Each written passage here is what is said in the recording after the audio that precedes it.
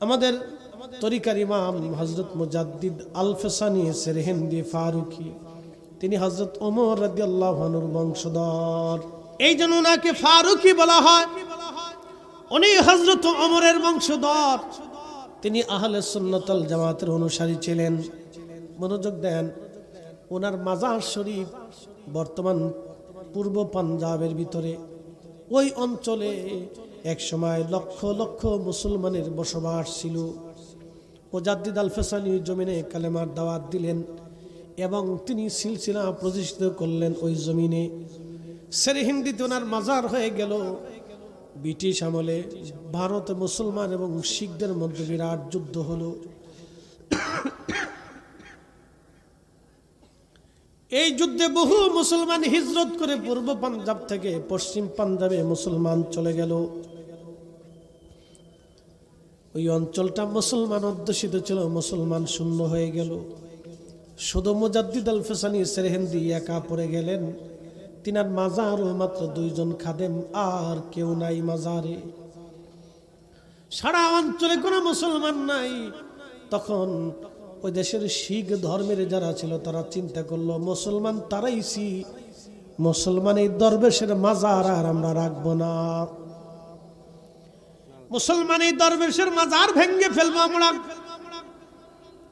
মাজার ভাঙ্গার জন্য হাজার হাজার শিখ অস্ত্র শস্ত্রে সজ্জিত হয়ে লাঠি সুটা নিয়ে, দা কুড়াল নিয়ে মুজাদ্দিদ আল ফেসানি সেরহিন্দির মাজারে তারা আক্রমণ করতে যাচ্ছে। এমন সময় রাত্রিবেলা তারা লক্ষ্য করলো হাজার হাজার মুসলমান মুজাদ্দিদ আল ফেসানি সেরহিন্দির মাজার থেকে বের হচ্ছে। মাথায় সাদা সাদা পাগড়ি, গায়ে লম্বা লম্বা জুব্বা, হাতের মধ্যে চিক চিক করে একবারে সাদা ধবধবে তলোয়ার, সাদা চিক চিক করে ধবধবে তলোয়ার। হাজার হাজার মুসলমান মাজার শরীফ থেকে বের হয়ে শিখদেরকে ধাওয়া করলো। একসাথে বলবেন আল্লাহু আকবার। অথচ ওই অঞ্চলে কোনো মুসলমানই নাই, মাজারে মাত্র 2 জন খাদেম, আর কেউ নাই। ভূমিস্কিনাম দরে গাহাদ সুফার মায়ে নজর বারে বহালম হাম নজর ফরমা কে খাকে পা এ মিসকিনাম মুজাদ্দিদ আল ফেসানি মান মুজাদ্দিদ আল ফেসানি মান। বরুড়াবাসী শিখেরা দৌড়ায় দৌড়ায় থানায় চলে গেছে। ব্রিটিশ পুলিশ ব্রিটিশ দারোগাকে যা বলল, ওই দরবেশের মাজারে হাজার হাজার মুসলমান লুকানো, আমরা মাজার ভাঙতে গেছিলাম, তারা আমাকে তলোয়ার দিয়ে অস্ত্র শস্ত্রে ধাওয়া করছে, আমরা পলাইছি, আমাদেরকে উদ্ধার করেন। ব্রিটিশ পুলিশ বলল রাত হয়ে গেছে, রাত্রিবেলা যাওয়াটা নিরাপদ না, তাহলে সকালবেলা যাব। ব্রিটিশ পুলিশ সকালবেলা শিখদেরকে নিয়ে এসে দেখে মাজারে কেউ নাই, মাত্র 2 জন খাদেম বসে আছে। একসাথে বলবেন আল্লাহু আকবার। মানুষ কয়জন? যারা বলেন মানুষ কয়জন? বাকিরা আসলো কোথার থেকে? ওলিদের হেফাজতকারী আমার আল্লাহ। ঠিক। জোরে বলেন, কথা বলেন না কেন? জোরে বলেন। উগ্র হিন্দুত্ববাদ ইসকন ওরা বলতেছে খাজা বাবা আজমিরের মাজারের দরগাতে হিন্দু মন্দির ছিল, এই মন্দিরের কথা বলে খাজা বাবা আজমিরের মাজার ভাঙতে চায়। ওরা জানে না খাজা বাবা আজমিরের মাজার ভাঙতে গেলে ভারতবর্ষে বিশ্বযুদ্ধ শুরু হয়ে যাবে। কথা কন না কেন? ঠিক না? ওরা জানে না খাজা বাবা আজমিরের মাজার ভাঙতে গেলে ভারতে বিশ্বযুদ্ধ হবে। ওরা জানে না। ওরা এটাও জানে না এই খাজা বাবার কারণে ওদের 14 পুরুষ, রাজা পৃথ্বীরাজের 14 পুরুষ যুদ্ধ করে খাজা বাবার সাথে জিহাদে বিজয় লাভ করতে পারে।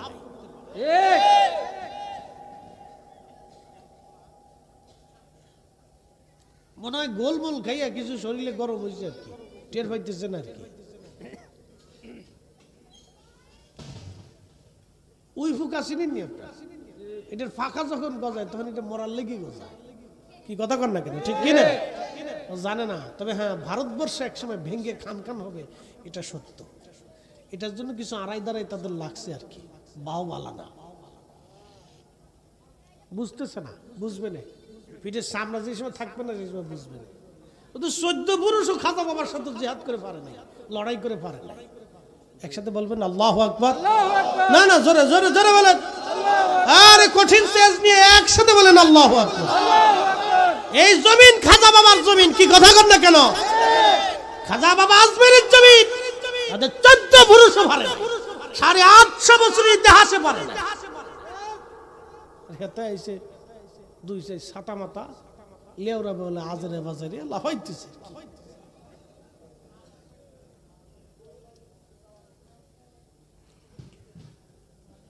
বরুড়ার মুসলমান খুব মনোযোগ দিবেন। সকালবেলা পুলিশ যে সকালবেলা পুলিশ সেরহেন শরীফে যায়, দেখতেছে মাত্র 2 জন খাদেম, আর কেউ নাই। পুলিশ বলল কি ব্যাপার, আপনারা না বললেন হাজার হাজার মানুষ? বলে হ্যাঁ, রাত্রিবেলা তো আমরা দেখলাম হাজার হাজার মানুষ। কথা তো সত্য, আল্লাহ তার অলির মাজার হেফাজত করার জন্য আমার আল্লাহ আসমান থেকে সৈন্য পাঠাইছে। একসাথে বলেন ঠিক কিনা? মান আদালি ওয়ালিয়ান, মান আদালি ওয়ালিয়ান ফাকাদ আযানতুহু বিল হার। ওলিদের সাথে যারা দুশমনি করে ফল ভালো হয় না, আল্লাহ তাদের সাথে যুদ্ধ ঘোষণা করে। ওলিদের সাথে যারা বিয়াদবি করে ফল ভালো হয় না, আমার রব আমার আল্লাহ তাদের সাথে যুদ্ধ ঘোষণা করে। রাজা পৃথিরাজের কপাল পুড়ে গেছে, গোরগোবিন্দের কপাল শেষ হয়ে গেছে, পৃথিবীর বহু রাজা বাচ্চাদের কপাল শেষ হয়ে গেছে, পৃথিবীর বহু রাজা বাচ্চার কপাল ধ্বংস হয়ে গেছে ওলিদের সাথে বেয়াদবি কইরা। কথা কন না কেন?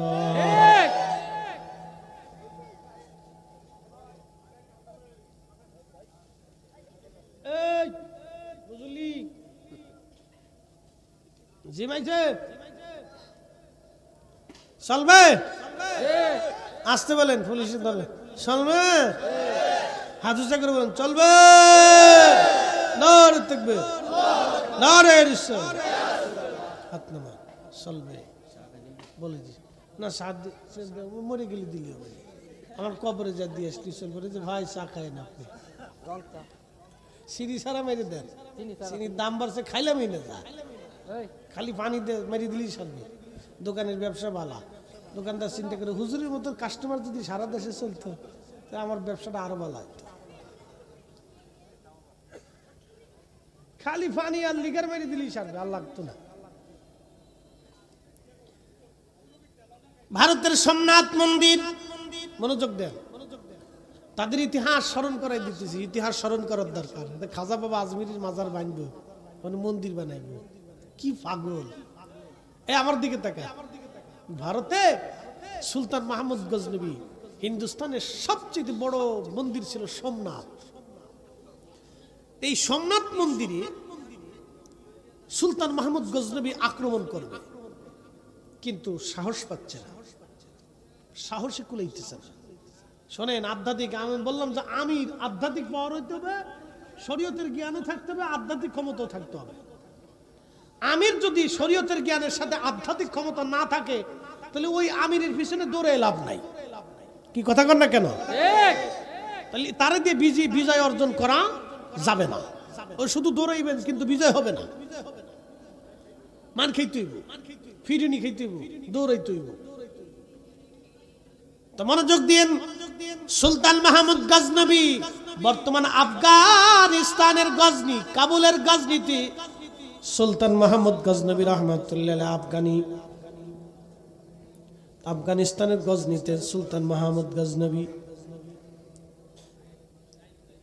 বর্তমান Afghanistan, Iran, Pakistan, Uzbekistan, Tajikistan বিরাট এক অংশ মিলেছিল তখন গজনি সাম্রাজ্য। তো সুলতান মাহমুদ গজনবী চিন্তায় পড়ে গেলেন, আমি যে আক্রমণ করব, এই যুদ্ধটা তো সহজ যুদ্ধ হবে না, অনেক বড় কঠিন হবে। আজ যুদ্ধের ব্যয়ভারও হবে কঠিন, বহু সৈন্য মারা যাবে, বহু সৈন্য লাগবে এবং শক্তিশালী ফোর্স লাগবে, ইমানি তেজওয়ালা ফোর্স লাগবে। অনেক হিসাব কিসাব করে চিন্তা করলেন, তাও বিজয় অর্জন করা সম্ভব না, কারণ সোমনাথ সনাতন ধর্মের মূল, এটা দখল করতে হলে আমাকে অনেক বড় শক্তি নিয়ে আগাইতে হবে। সুলতান মাহমুদ গজনবী সুদূর ইরানের খেরকান অঞ্চলে চলে গেলেন। আবুল হাসান খেরকানি রহমাতুল্লাহের সাথে সাক্ষাৎ করার জন্য ইরানের খেরকান, আফগানিস্তান থেকে রওনা দিয়ে তিনি ইরানে চলে গেলেন। হুজুরের দরবারে ঢুকলেন। আল্লাহর ওলি মুরাকাবায় বসা ছিলেন। খাদেম হুজুরকে বাতাস করতেছিল। তখন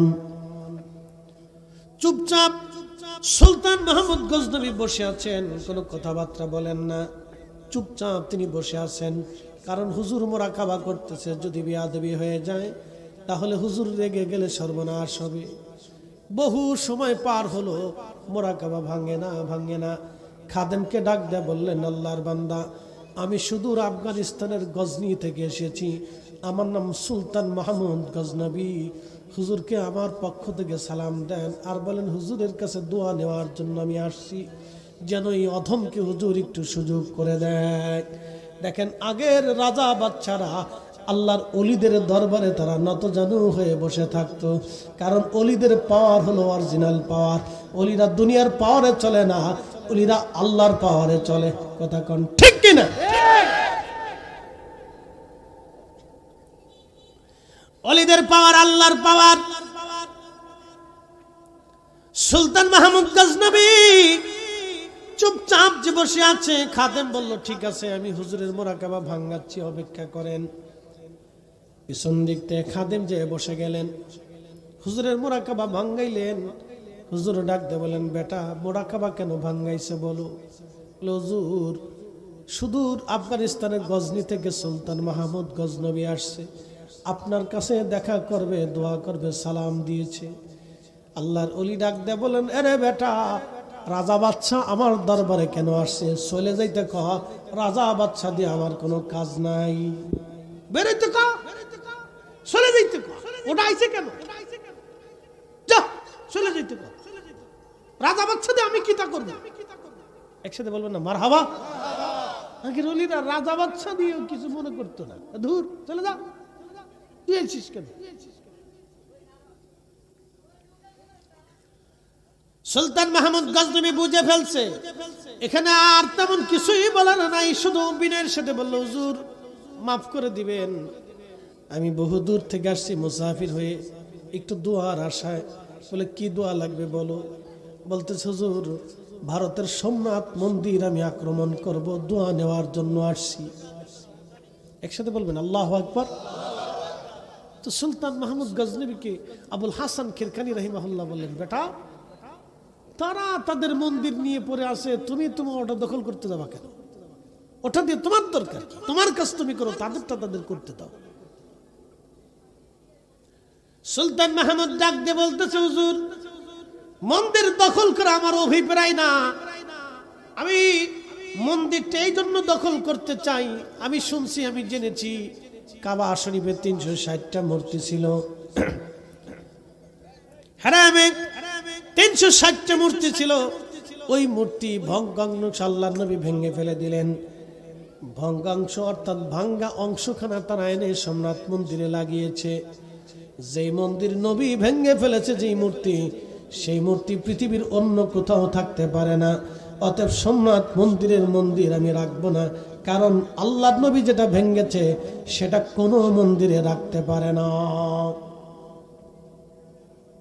সুলতান মাহমুদ গজনবী বলেন, হ্যাঁ ঠিক আছে। আবুল হাসান খেরকানি বলেন, তাহলে ঠিক আছে, কি করতে হবে? বলে, হুজুর আপনার এজাজত এবং দোয়া লাগবে। বলতেছে, যা বেটা, আমি এজাজত দিলাম, দোয়া করে দিলাম। সাথে নিজের গায়ের জুব্বা খুলে ফেললেন, খুলে দিয়ে বললেন, এই জুব্বাটা কাছে রাখবি। আমি আবুল হাসান খেরকানি তোমাকে বলতেছি, বেটারে, জুব্বা কাছে রাখবি, যদি কখনো বিপদে পড়ে যাও, মুসিবতে পড়ে যাও, তাহলে জুব্বাখানা হাতের মধ্যে নিয়ে ওযু করে নামাজ পড়ে আমার মালিকের দরবারে হাত বাড়ায় বলবে, আল্লাহ, এই জুব্বাওয়ালা যদি তোমার পছন্দের ব্যক্তি হয়, আমি আমাকে অমুক অমুক দাও, এটা দাও, সেটা দাও, তুমি যা চাবা আমার আল্লাহ তাই দেবে। আসতে হয়ে গেল না, জোরে জোর হয় না কেন? জুব্বা কি অলি? কথা কেন? জুব্বা অলি, অলির জুব্বা, অলির কি জুব্বা কি অলি? অলির। এই কাপড়ের কোনো দাম আছে? কোনো দাম নাই। যখন পাগড়ি হয়ে গেল তখন দাম হয়ে গেল। যদি এটা লেংটি বানাই দেন কেউ চুমা দেবে, কিন্তু টুপি বানাইলে সবাই উঠে চুমা দেবে। কি কথা কন না কেন? বুঝে যাবে না। এই কাপড় দিয়ে লেংটি বানান, কেউ চুমা দিবে না, কিন্তু টুপি বানান, পরে গেলে মাথায় উঠাইয়া ঝাড়া দিয়ে পরিষ্কার করে চুমা দিবে। আরে টুপি পরে গেছে রে।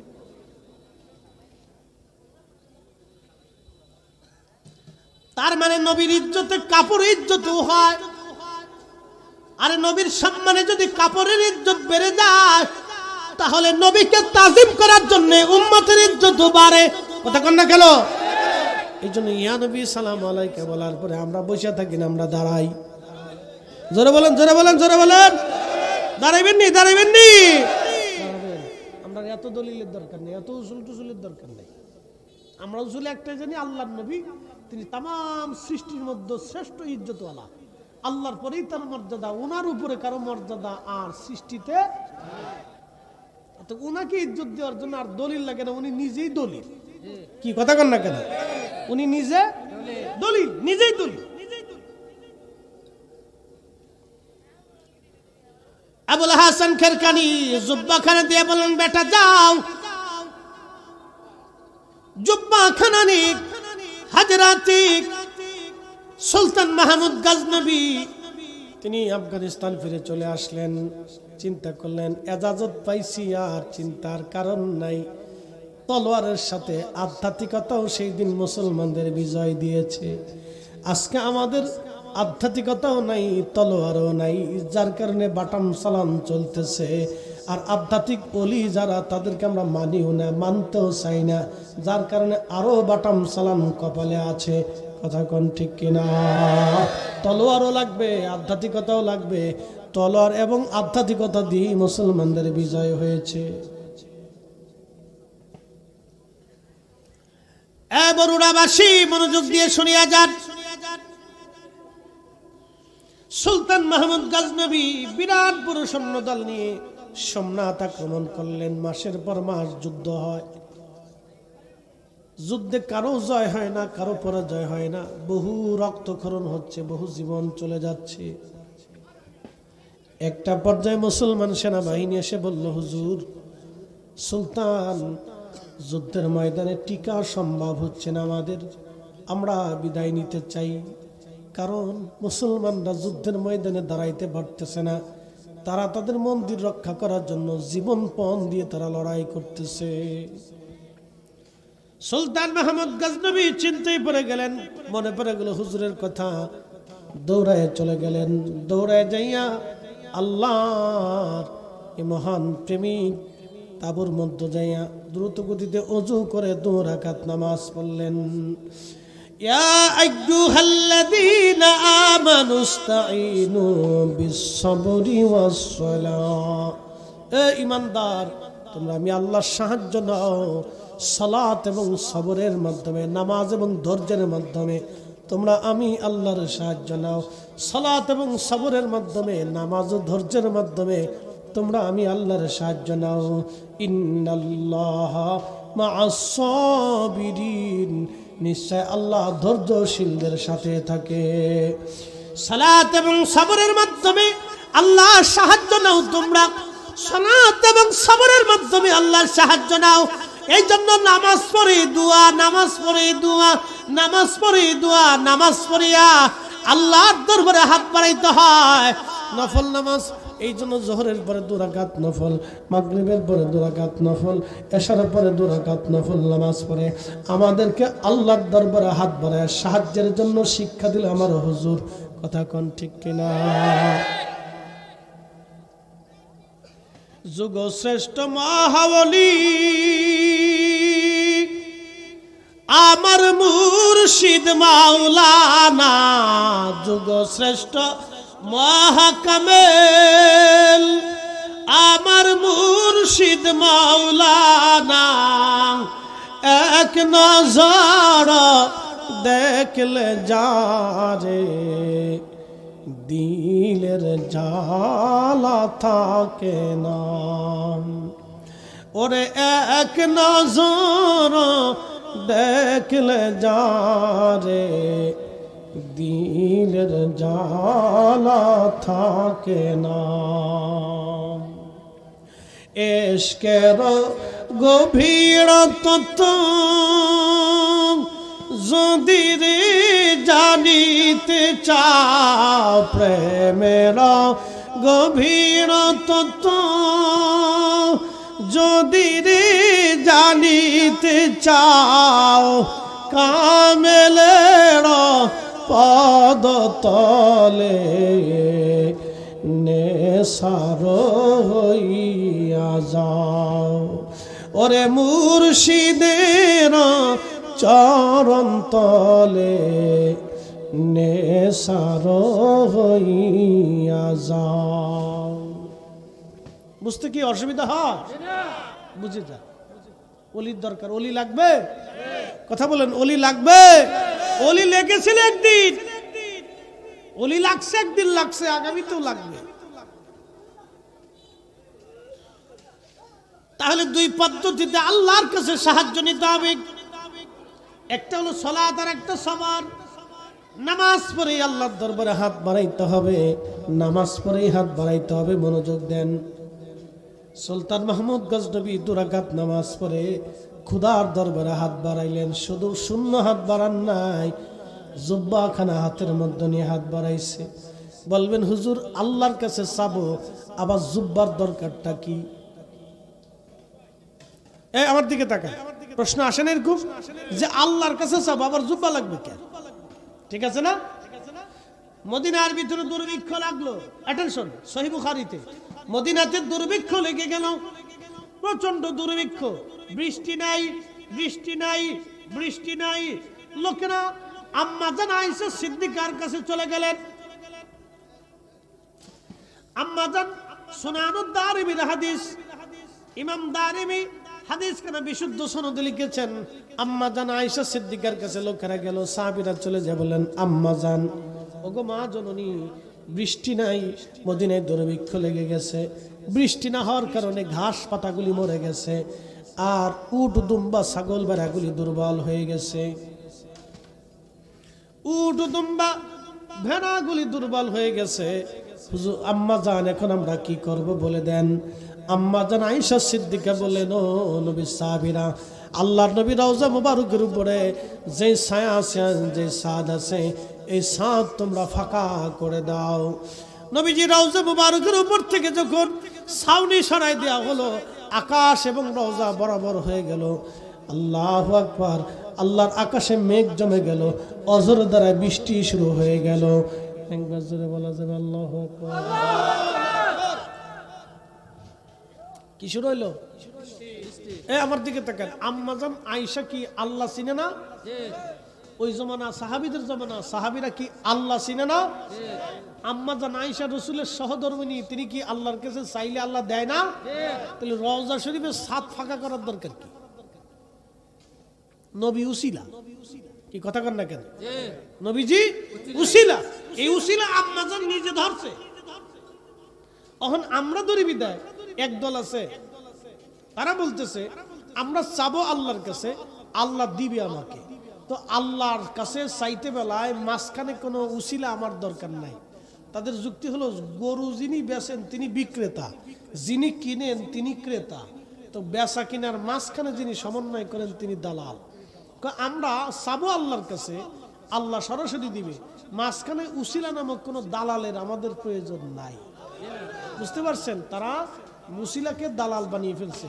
এখন বলেন, আম্মাজান আয়েশা রওজা শরীফের উপর থেকে ছাদ সরিয়ে দিলেন, তিনি আম্মাজান আয়েশা উসিলা মানছেন নবীকে। কি কথা কন না কেন? ঠিক কিনা? তার মানে যারা উসিলাকে দালালি বলে থাকে তারা মূলত নিজেরাই বেদাতি। যদি তারা বেদাতি না হয় তাহলে আম্মাজান আয়েশা নিজে বেদাতি হবে, সাহাবীরা বেদাতি হয়ে যাবে।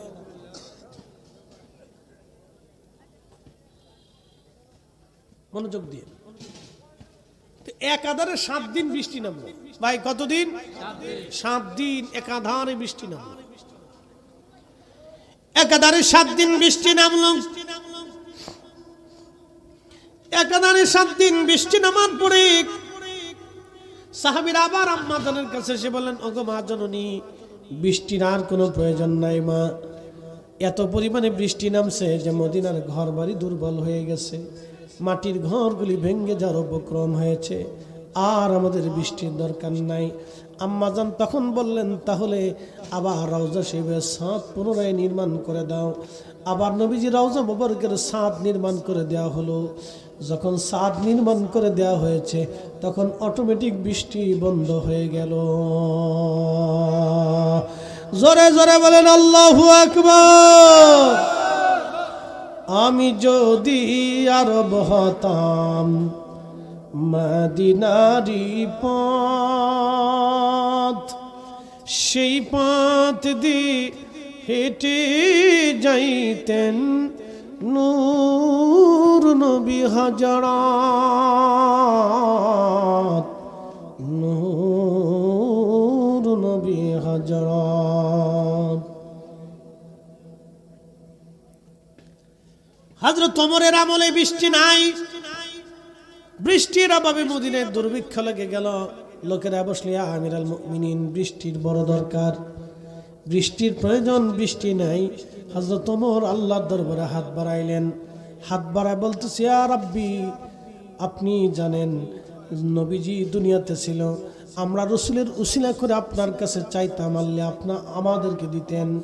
ওয়া ইন্না কুন্না নাতাওয়াসসালু বিআম্মিন নাবিয়িনা, এখন আমরা নবীজির চাচা রুসিলা দল্লাম, নবীজির চাচা আব্বাস রাদিয়াল্লাহু আনহু রুসিলা দল্লাম, ইয়া আল্লাহ আপনি আমাদের জন্য বৃষ্টি দেন। ওয়া ইন্না কুন্না নাতাওয়াসসালু বিআম্মিন নাবিয়িনা, আমরা নবীর চাচার উসিলা দল্লাম, আল্লাহ এখন বৃষ্টি দেন। আল্লাহর নবী সাহাবী হযরতে খাদিম রাসূল আনাস রাদিয়াল্লাহু আনহু বলতেছেন, তখন আমরা লক্ষ্য করলাম ফায়াসকুন, আল্লাহর আকাশ থেকে অজর দ্বারা বৃষ্টি নামা শুরু হয়ে গেল। একসাথে বলা যাবে কি মারহাবা? উসিলা আছে? একসাথে বলেন উসিলা আছে? সুলতান মাহমুদ গজনবী হাত বাড়াইছে, জুব্বা হাতে। যারা বলেন কি হাতে? তাহলে মুসলমানদের বিজয় কি শুধু তলোয়ারে হয়েছে না আধ্যাত্মিকতাও লাগছে? আধ্যাত্মিকতাও লাগছে। মুসলমানদের বিজয় শুধু তলোয়ারেই হয় নাই, আধ্যাত্মিকতা লাগছে। হযরতে সুলতান মাহমুদ গজনবী হাত বাড়াই দিলেন। হাত বাড়াই দিয়ে বলতেছেন, রাব্বি, আমি তোমার দরবারে হাত বাড়াইলাম, আমি জানি তোমার কাছে চাওয়ার মতো যোগ্যতা আমার নাই আল্লাহ।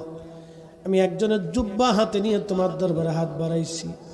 তিনি বলেছেন, তুমি যদি এই জুব্বার মালিক যদি তোমার প্রিয় হয় আল্লাহ, এই জুব্বার মালিক যদি তোমার পছন্দের হয় আল্লাহ, ওই ব্যক্তির উসিলায় আজকে মুসলমানদের বিজয় দিয়ে দাও, সোমনাথ মন্দির আমাদের দখলে দিয়ে দাও।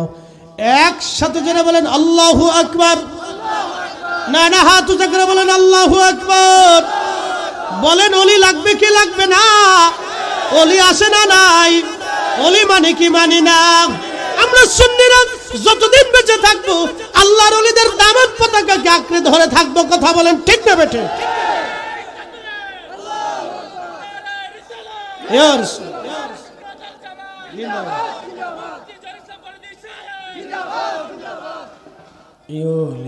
আল্লাহর বাংলাদেশ, শহীদ গাজীর বাংলাদেশ, রহম করো আল্লাহ, রহম করো আল্লাহ।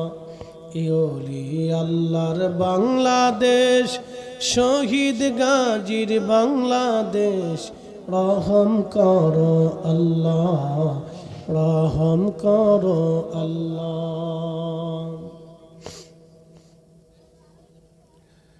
হাত বাড়ায় বলে, রাব্বি, জুব্বা বলা যদি তোমার পছন্দের হয়, তোমার মনোনীত হয় আল্লাহ, আমার পীর মুর্শিদ আবুল হাসান কেরকানির উসিলায় তুমি সোমনাথে আজ আমাদেরকে শরম দিও না আল্লাহ।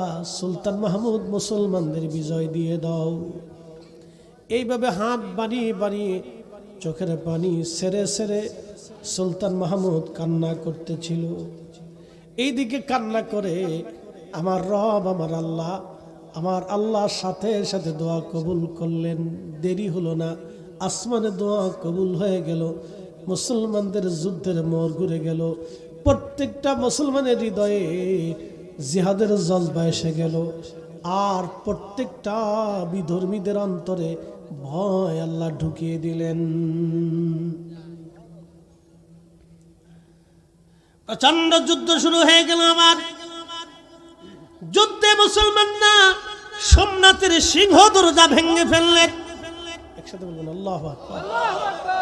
মুসলিমদের বিজয় হলো।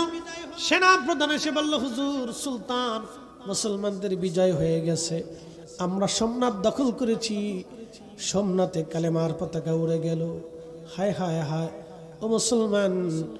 কিছুদিন বিশ্রামের পরে একদিন রাত্রিবেলা সুলতান মাহমুদ গজনবী তিনি ঘুমায় রয়েছে। স্বপ্নের মধ্যে দেখতেছে হযরত আবুল হাসান খেরকানি রহমাতুল্লাহ আলাইহি স্বপ্নে আসছে। এসে বলতেছে, বেটারে, আমার জুব্বা কি দামে বিক্রি করছো বলো। একসাথে বলেন না মারহাবা। ওলি লাগবে নি? ওলি আসেনি। ওলি সারা বিজয় হওয়া বর্তমানে সম্ভব না, কারণ নবী নাই। নবীদের ছিল মুজিজা আর ওলিদের কারামত। শাহজালাল ইয়ামানি মুজাররিদে যায় নামাজ বিছে নদী পার হইল। যদি আধ্যাত্মিকতা না থাকতো বাংলা বিজয় কোনোদিনই হতো না। ঠিক কিনা? এই জন্য একটা কথা মনে রাখবেন, এই দেশে আউলিয়া কিরামের ইসলামের অবদানকে কেউ যদি অস্বীকার করে তাহলে বুঝতে হবে সে তার নিজের বাপকে অস্বীকার করছে। কথা বুঝাইতে পারছি? নিজের বাপকে অস্বীকার করছে। ইসলাম আউলিয়া কিরামের হাত ধরে এসেছে, অন্যথা অসম্ভব। এই সুন্দর মজলিস আজকে তাদের অবদান, এই সুন্দর মসজিদ আজকে তাদের অবদান, এই আজানের ধ্বনি তাদের অবদান, এই কালেমার পতাকা তাদের অবদান, এই কোটি কোটি মুসলমান আউলিয়া কিরামের অবদান।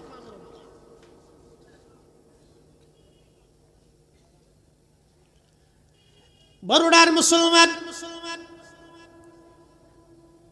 আবুল হাসান খেরকানি রাহিমাহুল্লাহ স্বপ্নে এসে বলতেছে, বেটা, সুলতান মাহমুদ গজনবী আমার জুব্বা কি দামে বিক্রি করছো? ডেকে বলতেছে, হুজুর, আমি আপনার জুব্বার উসিলা করে দোয়া করেছি। সোমনাথে মুসলমানদের বিজয়ের জন্য আল্লাহ আমাদেরকে বিজয় দিয়েছেন। সুলতান মাহমুদ গজনবীকে আবুল হাসান খেরকানি ডাক দেখায়, বেটা, এত কম দামে তোমাকে জুব্বা কে বিক্রি করতে বললো বলো? তুমি আমার জুব্বা কম দামে বিক্রি করে দিলা। তুমি যদি বলতে আল্লাহ সোমনাথের সব হিন্দু মুসলমান বানায় দাও, আমার আল্লাহ সব মুসলমান বানায় দিত। একসাথে বলেন আল্লাহু আকবার। ওলি লাগবে নি? ওলি লাগবে নি? ওলিদের দোয়া ছাড়া, ওলিদের আধ্যাত্মিকতা ছাড়া মুসলমানদের কোনোদিনও বিজয় হয় নাই। কি কথা কর না কেন? নবীর মুজিজা ছাড়া নবীরা বিজয় হয় নাই, মুজিজা দিয়ে বিজয় হয়েছে। বলে, হুজুর, এটা আবার কেমন কথা বললেন? বলে দিয়ে যাই, ইসলামের ভিতরে একজন মহান জেনারেল ছিলেন, তার নাম খালিদ বিন ওয়ালিদ রাদিয়াল্লাহু আনহু। জীবনে কোনো যুদ্ধে তিনি হারেন নাই। পৃথিবীর অনলি 1% বিজেতা সম্রাট আলেকজান্ডার পর্যন্ত হেরেছে, চেঙ্গিস খানও যুদ্ধে হেরেছে, কিন্তু হযরতে খালিদ বিন ওয়ালিদ জীবনে কোনোদিন কোনো যুদ্ধে তিনি হারেন নাই। বলবেন মুফতি ফরিদি, কারণ কি? কেন তিনি যুদ্ধে হারেন নাই? তিনি জীবনে যত জিহাদে অংশগ্রহণ করেছেন সব কয়টা জিহাদ ছিল আল্লাহর নবীর দোয়া। মুতার প্রান্তরে তিনি জিহাদ করেছেন। 2 লক্ষ কাফেরের বিরুদ্ধে মাত্র 3000 মুজাহিদ নিয়ে খালিদ বিন ওয়ালিদ জিহাদ করেছেন। উনি এক হাতে তলোয়ার চালাইতেন না, উনি 2 হাত দিয়ে তলোয়ার চালাইতেন একসাথে। উনি 2 হাতে একসাথে তলোয়ার একভাবে চালাইতেন। ডান হাতে যেমন শক্তি, বাম হাতে একরকম শক্তি ছিল। 2 হাত দিয়ে একসাথে তলোয়ার চালাইতেন। ওনার এই রণকৌশলটা পৃথিবীর খুব অদ্ভুত রণকৌশল ছিল। ওনার আগে বোধ হয় এইভাবে তলোয়ার কেউ চালাইতে পারে।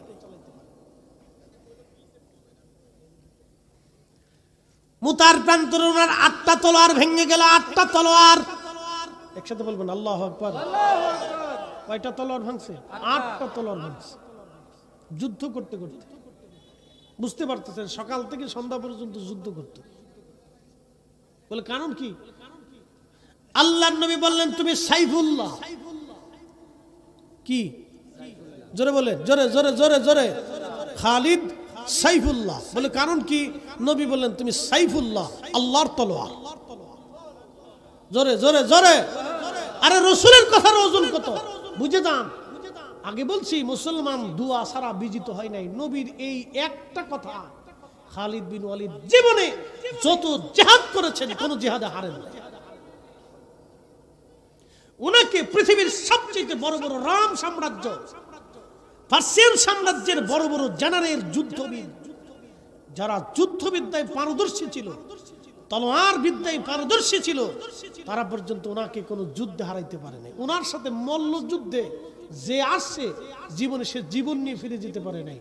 ওনার তলোয়ারের নিচে যে পড়ছে সেও কোনোদিন জীবন নিয়ে ফিরে যেতে পারে নাই। একসাথে বলবেন আল্লাহু আকবার। বলে কারণ কি? নবী বললেন সাইফুল্লাহ, কার তলোয়ার? একসাথে বলেন কার তলোয়ার? রাসূল বললেন তুমি আল্লাহর তলোয়ার। আর আল্লাহর তলোয়ার কোন তলোয়ারের কাছে পরাজিত হতে পারে না। আল্লাহর তলোয়ার কোন তলোয়ারের নিচে পড়ে কাতেল হতে পারে না। একসাথে বলবেন আল্লাহু আকবার। কার দোয়া? নবীর দোয়া। জোরে বলেন কার দোয়া? জোরে বলেন কার দোয়া?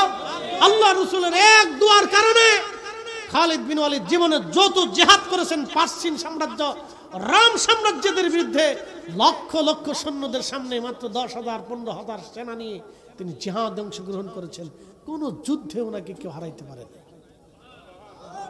কার দোয়া? নবীর দোয়া। যারা বলেন কার দোয়া? এটাও নবীর মুজিজা। কার মুজিজা? নবীর মুজিজা। এই জন্য শুধু শরীয়ত থাকলে হবে না, আধ্যাত্মিকতা না থাকলে বিজয় হওয়া সম্ভব। আধ্যাত্মিকতা থাকতে হবে। আপনারা আটটুসি গরু ছাগল এমনি নিয়ে যান না, এমনি মুরিদরা আটটুসি গরু ছাগল নিয়ে যায় না, কিছু কারণেই তো যায়। হুজুরের আধ্যাত্মিকতা ছিল। কি কথা কন না কেন? কি ছিল? আধ্যাত্মিকতা ছিল, কারামত ছিল, কামালিয়ত ছিল। এই কামালিয়তের কারণে লক্ষ লক্ষ মানুষ ওনার দিকে ছুটে গেছে পাগলের মতো, এখনো যায়। কামালিয়ত ছিল। হা হা, মুসলমানদের ইতিহাসগুলি আমাদের জানা খুব প্রয়োজন। এগুলি আমরা জানলে আমাদের ইমানি তেজ বাড়ে। কথা ঠিক কিনা? ইমানি তেজ বাড়ে, এগুলো আমাদের জানা দরকার। এই জন্য মুসলিমদের শুধু শরীয়তের বিরুদ্ধে দেখাইলেন তাড়াতাড়ি দিল্লি আক্রমণ করো, আমি এজাজত দিলাম। একসাথে বলবেন আল্লাহু আকবার। সুলতান মোহাম্মদ ঘুরি চিন্তা করলেন আর বসে থাকা যাবে না, এজাজত হয়ে গেছে। 1,20,000 সৈন্য নিয়ে রওনা রাজা পৃথ্বীরাজ। 3 লক্ষ সৈন্য। কয় লক্ষ? উনি মাত্র 1,20,000 সেনা নিয়ে পানিপথ প্রান্তরে 2 বাহিনী একত্রিত হলো। রাজা পৃথ্বীরাজ তার সমস্ত শক্তি প্রয়োগ করলো বিজয়ের জন্য। কিন্তু মোহাম্মদ ঘুরি বিজয় আসে আসে আবার আবার আবার আবার আবার আবার দুর্বল হয়ে গেল। মুসলমান ময়দানে দাঁড়াইতে পারে না। মোহাম্মদ ঘুরি তাড়াতাড়ি বললেন, সেনাকে বললেন দ্রুত গতিতে যাও। খাজা বাবা আজমির অবস্থান করতেছেন, হুজুরের কাছে যে আমাদের পরিস্থিতি জানাও। দূত এসে ঘোড়া ছুটি দ্রুত গতিতে খাজা বাবা আজমিরের বারগাহে এসে জানাইল, হুজুর যদি দোয়া না হয় আজকে মুসলমান বিজয় হবে না। আল্লাহর ওলির কদমে মোহাম্মদ ঘুরি আমাকে পাঠাইছেন, হুজুর দোয়া করে দেন, মুসলমান ময়দানে দাঁড়াইতে পারতেছে না। খাজা বাবা আজমির থেকে বের হয়ে এক মুষ্টি মাটি নিয়ে বিসমিল্লাহি আল্লাহু আকবার বলে পানিপথের দিকে নিক্ষেপ করলেন। ওই এক মুষ্টি মাটি গুলি এসে পৃথ্বীরাজের প্রত্যেকটা সৈন্যদের চোখে মুখে এসে পড়ে গেল। জিহাদের মোড় ঘুরে গেল, মুসলমানদের ইমানের তেজ আরো বেড়ে গেল। পৃথ্বীরাজের সৈন্যদের অন্তরে ভয় ঢুকে গেল। ভয় দিয়ে দিল কে? না না, একসাথে বলেন কে? তাহলে মাটি কার? নিক্ষেপ করলো খাজা বাবা আজমেরি, ভয় ঢুকাই দিল আল্লাহ। বলেন অলিদের দোয়ার দরকার আছে না নাই? বাস মুসলমানদের বিজয় হয়ে গেল। ওরা জানে না যে এক মুষ্টি ধুলিতেই কাজ হয়ে গেছে, বাকি কিছু লাগে না, এক মুষ্টি ধুলিতেই হয়ে গেছে। তো আল্লাহ আমাদেরকে আউলিয়া কিরামগণের মহব্বত দিয়ে দিল উজালা করে দিক, সকলে বলে না। যেহেতু এটা তরিকতের মজলিস, সেই জন্য কথাগুলি আমরা বললাম, এগুলি আমাদের জানা দরকার। আমরা ইতিহাস ভুলে যাচ্ছি। আমাদের ইতিহাস বড় মজবুত, কথা কোন ঠিক কিনা? আমাদের ইতিহাস কি অনেক বড় মজবুত। আমাদের আউলিয়া কিরামগণের ইতিহাস বড় মজবুত। এই জন্য আমরা আমার পীর মুর্শিদের কাছে গেছি, উনি আধ্যাত্মিক ক্ষমতার অধিকারী, কথা বলেন ঠিক কিনা? অনেক মজবুত ওলা পাওয়ার ওলা আধ্যাত্মিক ক্ষমতার অধিকারী ছিলেন। আল্লাহ তার অলিদ বরগাহে যাওয়ার তৌফিক সুযোগ আমাদেরকে দান করছেন। এই জন্য শুকরিয়া আদায় করে বলেন আলহামদুলিল্লাহ। এসেছেন যত নবী সকলের ইমাম, সালাম নবী তোমায় হাজারো সালাম ইয়া নবী।